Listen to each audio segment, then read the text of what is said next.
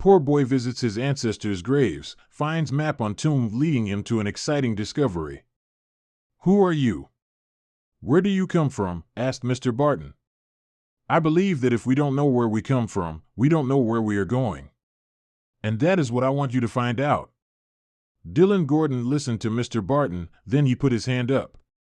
Do you mean like from Missouri, or France, or Guatemala? He asked, and Mr. Barton shook his head. No, he said. I want you to discover your roots, who your forebears were, what they did, what their dreams were. Tell me your history, Dylan. That is what I want. That afternoon, Dylan rode his bicycle to his grandmother Ruth's house and knocked on the door. Well, isn't this a nice surprise? Gran Ruth cried. Come on in. Hi, Gran. Dylan said. My teacher wants me to do a report on where I come from, like who my forebears were. That means you, right? Gran Ruth laughed. Oh my. You make me sound like a mummy, she exclaimed. I think he might want you to go a bit further back. Why don't we take a stroll down to the cemetery on Saturday? Our family has been buried there since the Civil War. You can look at all the graves, write down their names and dates, and I'll tell you their stories, okay? That would be great, cried Dylan. See you Saturday. On Saturday morning, bright and early, Dylan and Gran Ruth went to the cemetery. She led him to the furthest corner, where all the Gordons were buried. This here is James Gordon, Gran said. I think he came over to the United States from Scotland. The headstone is so worn you can't even read the dates anymore.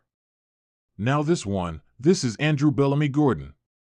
He was my great-great-grandfather. Wow! Dylan cried. That means he was my great-great-great-grandfather?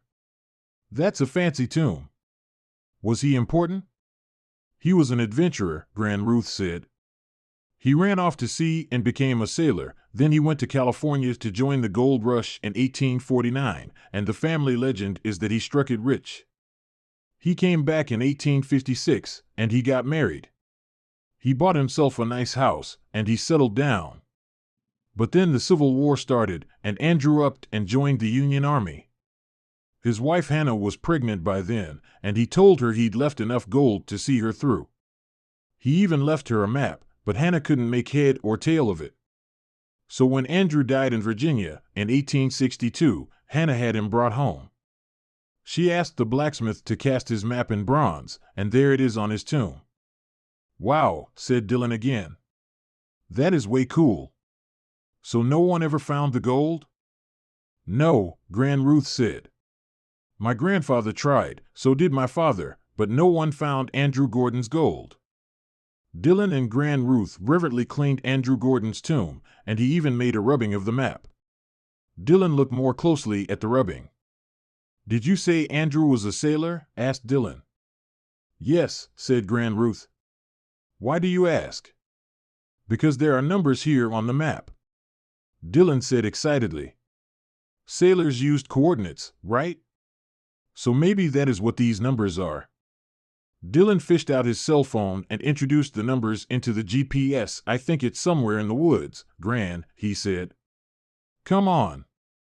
With Dylan leading the way, the two walked into the woods. Following the GPS deeper and deeper into the woods they went, and Gran Ruth was starting to feel a bit tired and worried. Dylan, she panted. I think we need to go back. No, said Dylan. Look, there's an old cabin. The cabin was more of a ruin, Ruth saw, only the brick chimney still stood. This is where it is, her grandson said. He started scrounging through the ruins, looking for a sign of the mysterious gold. Ruth was tired, so she sat on a stone in front of the chimney. She leaned back and felt something move. Don't move, Gran Ruth. Dylan whispered. I think I know where the gold is. Dylan started pushing on the bricks on the chimney until he felt one move. Carefully, he pulled out the brick. Deep in the hole left behind on the mantel, there was a tin almost as big as the brick. Dylan tried to lift it out, but it was heavy. He had to slide it out, and he and Gran Ruth lowered it carefully to the ground. Dylan opened the tin box with bated breath. Inside was a piece of parchment paper, and underneath he could see the shimmer of gold. "We found it, Gran," Dylan cried. "We found Andrew's gold." But Gran Ruth was more interested in the paper. She carefully unfolded it and read the faded writing. "My beloved, if you are reading this, I have gone on to heaven before you. The gold in this box will give our baby a bright future and give you comfort. If I don't come back, don't let my child forget me. Tell him or her that the greatest adventure of my life was knowing I am to be a father. I go to war knowing that my family's future is assured." Ruth sighed. He signed it, "My love always, your Andrew." "You see, Dylan, he left the gold for his family's future, and that means you and your dad." "Is it worth a lot?" asked Dylan. "I don't know," Gran Ruth said. "But whatever it is, I know it will be a big help for your mom and dad." "But what about you, Gran Ruth?" asked Dylan. "You're Andrew's family too." "But you are the one who will be taking Andrew's memory into the future," Ruth said. "And mine too. We live on in our family, your teacher was right about that." Dylan got an A on his report about his forebears, and his dad discovered that the gold was worth over $60,000. It was enough to clear the family's debt with enough left over for a vacation. What can we learn from this story? If we don't know where we come from, we don't know where we are going. Our past is part of us and helps us define who we are now and in the future. Our family is our greatest treasure. Andrew left his gold to assure his wife and his baby's future, but it was his great-great-grandson who solved the riddle of the map. Share this story with your friends. It might brighten their day and inspire them.